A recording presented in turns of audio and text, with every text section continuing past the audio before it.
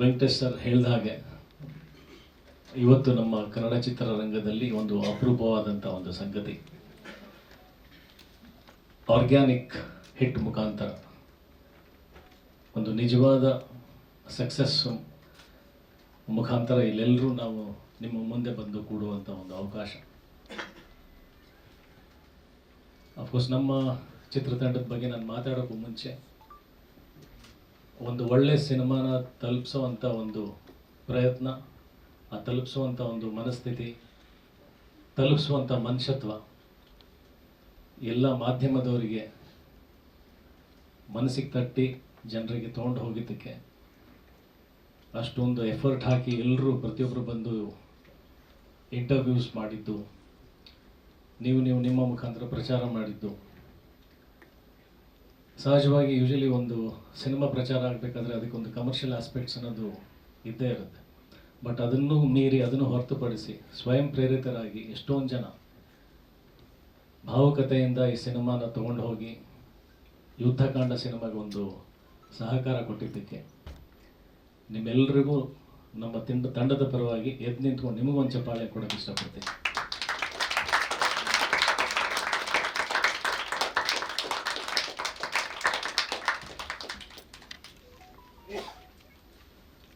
Cinema ರಿಲೀಸ್ಗೂ ಮುಂಚೆ ನಾವು ಕೇಳ್ಕೊಳ್ತೀವಿ, ಎಲ್ಲ ಮಾಧ್ಯಮ ಮಿತ್ರರು ಸಪೋರ್ಟ್ ಮಾಡಬೇಕು ಒಳ್ಳೆ ಸಿನಿಮಾಗಂತ. ನೀವು ಮಾಡಿದ್ದೀರಾ, ನಿಮಗೆ ಎಷ್ಟು ಧನ್ಯವಾದ ಹೇಳಿದ್ರು ಸಾಲದು. ನಿಮ್ಮೆಲ್ಲರಿಗೂ ನಾನು ಋಣಿಯಾಗಿರ್ತೀನಿ. ಒಂದು ಸಿನಿಮಾದ ಗೆಲುವು ಬರೀ ಎಷ್ಟು ಗಳಿಕೆ ಮಾಡ್ತು ಅನ್ನೋದಕ್ಕಿಂತ ನಾನು ಮಾಡೋಕ್ಕೂ ಮುಂಚೆನೂ ಅದೇ ಉದ್ದೇಶ ಆಗಿತ್ತು. ಇವತ್ತು ಗೆಲುವು ಕೂಡ ನಾನು ಸಂಭ್ರಮಿಸ್ತಾ ಇರೋದು ಅದೇ ವಿಚಾರಕ್ಕಾಗಿಯೇ. ಮನಸ್ಸಿಂದ ಬರುವಂಥ ಪ್ರಶಂಸೆ, ಮನಸ್ಸಿಂದ ಸ್ವೀಕಾರ ಮಾಡುವಂಥ ಸಿನಿಮಾಗಳು ಬಹಳ ಅಪರೂಪ. ಇದು ಪ್ರಪಂಚದಲ್ಲಿ ಮನುಷ್ಯತ್ವ ಉಳ್ಕೊಂಡಿದೆ ಅಂತ ತೋರಿಸುವಂಥ ಒಂದು ಸಂಕೇತ. ಎಷ್ಟು ಜನ ಬಂದು ಸಿನಿಮಾ ನೋಡಿದ್ರು, ಕನ್ನಡ ಸಿನಿಮಾ ನೋಡೋಕ್ಕೆ ಪ್ರೇಕ್ಷಕರು ಬರ್ತಾ ಇಲ್ಲ, ಈ ಗಳಿಕೆ ಸಾಲ್ತಾ ಇಲ್ಲ, ಈ ಥರದ ರಿಪೋರ್ಟ್ ಇನ್ನೊಂದಷ್ಟು ಕಲೆಕ್ಷನ್ಸ್ ಬರಬೇಕಾಗಿತ್ತು, ಈ ಥರದ್ದು ಮಾತುಗಳು ಅಫ್ಕೋರ್ಸ್ ಇದು ಸಹಜ. ಒಬ್ಬ ನಿರ್ಮಾಪಕ ಹಾಕಿದ ದುಡ್ಡಿಗೆ ಆ ವಿಚಾರಕ್ಕೆ ಲೆಕ್ಕ ಹಾಕಿದಾಗ ಅದು ನಿಜ. ಆದರೆ ಬಂದಷ್ಟು ಜನ ಕೂಡ ನಾವು ಥ್ಯಾಂಕ್ಸ್ ಹೇಳಲೇಬೇಕು. ಯಾರ್ಯಾರು ಓಪನಿಂಗ್ಸ್ ಕೊಟ್ಟರು, ಯಾರ್ಯಾರು ಸಿನಿಮಾ ಚೆನ್ನಾಗಿದೆ ಅಂತ ಬಂದರು, ಅಂದರೆ ಇಲ್ಲಿ ಒಬ್ಬ ಸ್ಟಾರ್ ಅನ್ನೋದು ಬಿಟ್ಟು ಯಾರು ಮಾಡಿದ್ದಾರೆ ಏನೇನು ಅದೆಲ್ಲ ಬಿಟ್ಟು ಬರೀ ಒಂದು ಸಿನಿಮಾನಲ್ಲಿ ಇರ್ತಕ್ಕಂಥ ವಿಷಯನ ಅವರು ಹೊಗಳಿ ಬಂದಿದ್ದಾರೆ. ಎಷ್ಟು ಸಂಖ್ಯೆನಲ್ಲಿ ಬಂದಿದ್ದಾರೋ ಅಷ್ಟು ಜನಕ್ಕೆ ನಾನು ಥ್ಯಾಂಕ್ಸ್ ಹೇಳೋಕ್ಕೆ ಇಷ್ಟಪಡ್ತೀನಿ. ಆಮೇಲೆ ಇದು ಇಲ್ಲಿಗೆ ಮುಗಿದಿಲ್ಲ. ನನಗೆ ಪೇಷನ್ಸ್ ತುಂಬ ಇದೆ ಸರ್. ನನಗೆ 25 ವರ್ಷ ಆಗ್ತಾ ಬಂತು ಇಂಡಸ್ಟ್ರಿನಲ್ಲಿ. ಅಷ್ಟು ವರ್ಷದಿಂದನೇ ನಾನು ಕಾದಿದ್ದೀನಿ ಈ ಒಂದು ಜೆನ್ಯೂನ್ ಹಿಟ್ಗೋಸ್ಕರ. ಇನ್ನೂ ಮುಂದೆ ಬರ್ತಾರೆ, ಇಲ್ಲಿಗೆ ಮುಗಿದಿಲ್ಲ, ಬರ್ತಾರೆ. ನಮ್ಮ ಕನ್ನಡದ ಜನ ಬಂದೇ ಬರ್ತಾರೆ. ಆ ನಂಬಿಕೆ, ಆ ಹೋಪ್ಸ್ ನನ್ನಲ್ಲಿದೆ. ಬಟ್ ಲೆಕ್ಕ ಹಾಕ್ತಾ ನಾವು ಯೋಚನೆ ಮಾಡ್ತೀವಿ, ಇವಾಗ ಒಂದು ಕೋರ್ಟ್ ಅನ್ನೋ ಒಂದು ತೆಲುಗು ಸಿನಿಮಾ ಇಲ್ಲಿವರೆಗೂ ನನ್ನ ಯುದ್ಧಕಾಂಡ ಗಳಿಕೆ ಮಾಡಿರೋದಕ್ಕಿಂತ ಜಾಸ್ತಿ ಗಳಿಕೆ ಮಾಡಿರ್ತಕ್ಕಂಥ ಸಿನಿಮಾ ಒಂದು ತೆಲುಗು ಭಾಷೆ ಸಿನಿಮಾ ಆಗಿರ್ಬೋದು. ಒಂದು ಮಂಜುಮಲ್ ಬಾಯ್ಸ್ ಅನ್ನೋ ಒಂದು ಮಲಯಾಳಂ ಸಿನಿಮಾ ಯುದ್ಧಕಾಂಡ ಸಿನಿಮಾಗಿಂತ ಗಳಿಕೆ ಜಾಸ್ತಿ ಮಾಡಿರ್ತಕ್ಕಂಥದ್ದು. ಇನ್ನೂ ಯಾಕೆ ಬರ್ತಾ ಇಲ್ಲ ಅಂತ ನಮಗೆ ಆ್ಯಕ್ಚುಲಿ ನಮಗೆ ನಾವೇ ಪ್ರಶ್ನೆ ಹಾಕೋಬೇಕಾಗಿರೋದು. ರೀಸನ್ ಏನಪ್ಪ ಅಂತಂದರೆ ಇದೆಲ್ಲವೂ ಒಂದು ನಂಬಿಕೆ ಮೇಲೆ ಡಿಸೈಡ್ ಆಗುತ್ತೆ. ಅದು ನಮ್ಮದೇ ತಪ್ಪುಗಳಿದ್ದಾವೆ.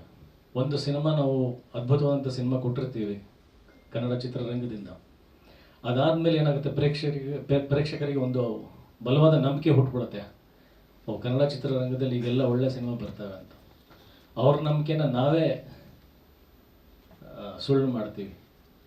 ಅದಾದ ನಂತರ ಮತ್ತೆ ಒಂದು ನಂಬಿಕೆ ಹುಟ್ಟಿಸೋದು, ಮತ್ತೆ ಅದನ್ನು ಕೆಳಗೆ ಮಾಡೋದು, ಮತ್ತೆ ನಾವು ಅದನ್ನು ಗಳಿಸೋದಕ್ಕೆ ಪ್ರಯತ್ನ ಮಾಡೋದು. ಇದು ಈ ಅಪ್ಸ್ ಆ್ಯಂಡ್ ಡೌನ್ಸ್ ನಡೀತಾ ಇರೋದ್ರಿಂದ ಮಾತ್ರ ಇದು ಆಗ್ತಾ ಇರೋದು. ಬಿಟ್ಟರೆ ಪ್ರೇಕ್ಷಕರಿಗೆ ಯಾವತ್ತೂ ನಾವು ಸಿನಿಮಾ ನೋಡಬಾರ್ದು, ಸಿನಿಮಾ ನಾವು ಗೆಲ್ಲಿಸಬಾರ್ದು ಅಂತ ಖಂಡಿತ ಇಲ್ಲ.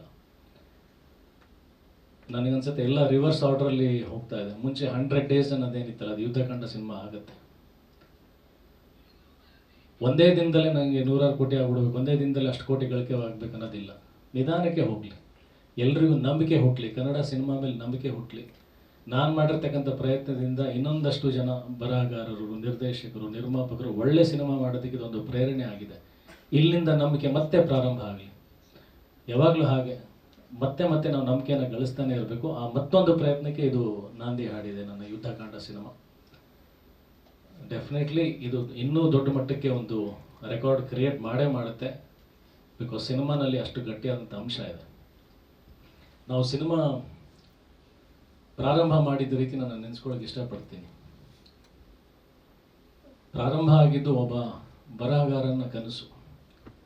ಅವತ್ತು Pavan story writing mostly start ಮಾಡಿದಾಗ ಅವರಿಗೆ ಇದು ಸಿನಿಮಾ ಪ್ರೊಡಕ್ಷನ್ ಆಗುತ್ತೆ, ಇಂಥವ್ರು ಆ್ಯಕ್ಟ್ ಮಾಡ್ತಾರೆ, ಎಷ್ಟು ಬಿಸ್ನೆಸ್ ಆಗುತ್ತೆ ಅಂತ 100% ಮಾಡಿರಲ್ಲ. ಕರೆಕ್ಟ್ ಅಲ್ಲ bro? It starts with one emotion, ಒಂದು ಭಾವನೆಯಿಂದ. ಎಲ್ಲೋ ಒಂದು ಚಿಕ್ಕದೊಂದು ಅಂಶ ಒಂದು ಸ್ಟ್ರೈಕ್ ಆಗಿರುತ್ತೆ. ಅಲ್ಲಿ ಏನು ಕಮರ್ಷಿಯಲ್ ಆಸ್ಪೆಕ್ಟ್ಸ್, ಕಮರ್ಷಿಯಲ್ ಎಕ್ಸ್ಪೆಕ್ಟೇಷನ್ಸ್ ಇಲ್ಲದೆ ಅಲ್ಲಿ ಬರವಣಿಗೆ ಸ್ಟಾರ್ಟ್ ಆಗುತ್ತೆ. ಆ ಎಮೋಷನ್ಸ್, ಆ ಧಾರೆ ಅನ್ನೋ ಧಾರೆ ಎರೆದು ಒಂದು ಕಥೆ ನಿರ್ಮಾಣ ಆಗುತ್ತೆ. ಅಲ್ಲಿಂದ ಬಂದು ಒಬ್ಬ ನಿರ್ಮಾಪಕನಿಗೆ ಹೇಳಿದಾಗ ಅಲ್ಲೂ ಕೂಡ ಒಂದು ಭಾವನೆನೇ ಕನೆಕ್ಟ್ ಆಗೋದು. ಎಲ್ಲ ಭಾವನೆ ಮುಖಾಂತರನೇ ಬೆಳೆದಿರೋದು. ಆ ಭಾವನೆ ತದನಂತರ ಒಂದು ಜವಾಬ್ದಾರಿಗೆ ಪರಿವರ್ತನೆಗೊಂಡಿತ್ತು. ಜವಾಬ್ದಾರಿ ಏನಪ್ಪ ಅಂದರೆ, ಹೌದು ಇದು ನನಗೆ ಕನೆಕ್ಟ್ ಆಗ್ತದೆ, ಇವ್ರಿಗೆ ಕನೆಕ್ಟ್ ಆಗ್ತದೆ, ಎಲ್ರಿಗೂ ಕನೆಕ್ಟ್ ಆಗ್ತಾಯಿದೆ. ಬಟ್ ಅದು ಸಿನಿಮಾ ಮುಖಾಂತರ ತೊಗೊಂಡು ಹೋಗಬೇಕಾದ್ರೆ ನಾವು ಜನಕ್ಕೆ ಹೆಂಗೆ ಹೇಳ್ತಾ ಇದ್ದೀವಿ, ಜನಕ್ಕೂ ಕೂಡ ಜಾಗೃತಿ ಮೂಡಿಸ್ಬೇಕು. ಈ ಸಿನಿಮಾ ನಾವು ಎಲ್ಲಿ ಲ್ಯಾಗ್ ಆಗುತ್ತೆ, ಎಲ್ಲಿ ಅಪ್ಸ್ ಆ್ಯಂಡ್ ಡೌನ್ಸ್ ಬರುತ್ತೆ. ನಾವು ಸಿನಿಮಾ ಅಂದ್ರೆ ಹಾಗೆ ನೋಡ್ತೀವಿ, ಇಲ್ಲಿ ಬೋರ್ ಆಯ್ತಪ್ಪ, ಇಲ್ಲಿ ಗ್ರಾಫ್ ಇಳಿತು, ಇಲ್ಲಿ ಗ್ರಾಫ್ ಎತ್ಕೊಳ್ತು. ಇದು ಆ ಸಿನಿಮಾ ಅಲ್ಲ. ನಾವು ಎಷ್ಟೊಂದು ಕಡೆ ಹೋಗಿದ್ದು ಲ್ಯಾಗ್ ಆಗುತ್ತೆ, ಇಲ್ಲಿ ಗ್ರಾಫ್ ಇಳಿಯುತ್ತಂದ್ರೂ ನಾವು ಮಾಡಿದ್ದೀವಿ ಅದನ್ನು. ಬಿಕಾಸ್ ಅಲ್ಲಿ ಹೇಳಕ್ಕೆ ಹೊರಟಿರೋದು ನಾವು ಭಾವನೆಗಳನ್ನೇ. ಆ ಭಾವನೆಗಳು ಮತ್ತೆ ಆಡಿಯನ್ಸಿಗೆ ಕನೆಕ್ಟ್ ಆಗಿ ಇವತ್ತು ಮತ್ತೆ ಅದು ಆಡಿಯನ್ಸ್ ಜವಾಬ್ದಾರಿ ಆಗಿದೆ. ಈ ಜವಾಬ್ದಾರಿಯಿಂದ ಅಂದರೆ ಈ ಥರದ ಸಿನಿಮಾಗಳು ಬರೋದಕ್ಕೆ ಪ್ರೇರಣೆ ಆಗಬೇಕು. ಲಾಸ್ಟ್ ಪ್ರೆಸ್ ಮೀಟಲ್ಲಿ ಯಾರೋ ಒಂದು ಅದ್ಭುತವಾದಂಥ ಪ್ರಶ್ನೆ ಕೇಳಿದರು. ನಾನು ಅದನ್ನು ಕ್ರಿಟಿಕ್ ಆಗಿ ಅಥವಾ ಟೀಕೆ ಅಂತ ಖಂಡಿತ ಭಾವಿಸಲ್ಲ. ಬಹಳ ಅಮೂಲ್ಯವಾದಂಥ ಒಂದು ಪ್ರಶ್ನೆ. ಆ ಪ್ರಶ್ನೆ ಏನಪ್ಪ ಅಂತಂದರೆ, ನಾವು ಎಲ್ಲ ಕಡೆ ಈ ಥರದ ಮೆಸೇಜಸ್ ನೋಡ್ತಾನೆ ಇರ್ತೀವಿ ಸೋಷಿಯಲ್ ಮೀಡಿಯಾದಲ್ಲಿ. ಮತ್ತೆ ನೀವು ಅದನ್ನ ಹೇಳೋಕ್ಕೆ ಪ್ರಯತ್ನ ಪಟ್ಟಿದ್ದೀರಿ, ಅದೆಷ್ಟು ಮಟ್ಟಿಗೆ ಗೆಲ್ಲುತ್ತೆ ಅಂತ. ತುಂಬ ವ್ಯಾಲಿಡ್ ಕ್ವಶನ್ ಅದು. ನಾನು ಅವಾಗಲೂ ಹೇಳಿದ್ದೆ, ನಮ್ಮ ಮನೆಯಲ್ಲಿ ಒಂದು ಗಿಡ ಹಾಕ್ತೀವಿ, ಎಲ್ಲ ಕಡೆನೂ ಗಿಡಗಳಿದೆ ಅಂದರೆ ನಮ್ಮ ಮನೆಯಲ್ಲಿ ಯಾಕೆ ಹಾಕ್ತೀವಿ ಅಂತ ಎಲ್ಲರೂ ಹಾಕಬೇಕು.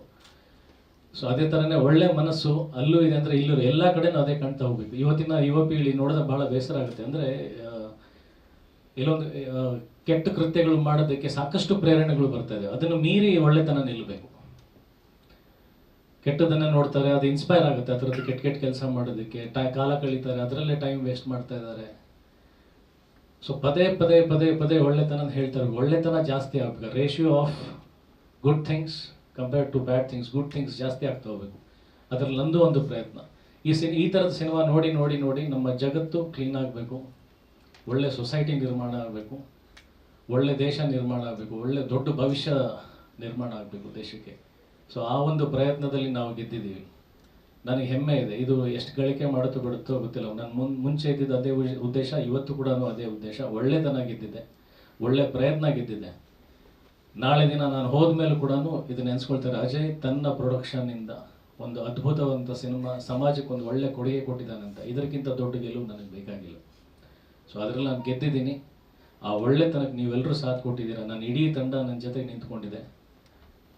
ಒಳ್ಳೆ ಮನುಷ್ಯರಿದ್ದಾರೆ, ಒಳ್ಳೆತನ ಜಗತ್ತಲ್ಲಿದೆ ಅನ್ನೋದಕ್ಕೆ ಈ ಸಮಾರಂಭ, ಈ ಹಾಲ್ ಇದಕ್ಕೆ ಸಾಕ್ಷಿ. So thanks. ಮಿಕ್ಕಿದೆಲ್ಲರೂ ಅವರವ್ರ ಅಭಿಪ್ರಾಯನ ಮಾತಾಡಲಿ. ಮತ್ತೊಮ್ಮೆ ನಿಮಗೂ ಮತ್ತು ನನ್ನ ಇಡೀ ತಂಡಕ್ಕೆ ನನ್ನ ಹೃದಯಪೂರ್ವಕ ಧನ್ಯವಾದಗಳನ್ನು ಹೇಳಕ್ಕೆ ಇಷ್ಟಪಡ್ತೀನಿ. ಜೈ ಯುದ್ಧಕಾಂಡ.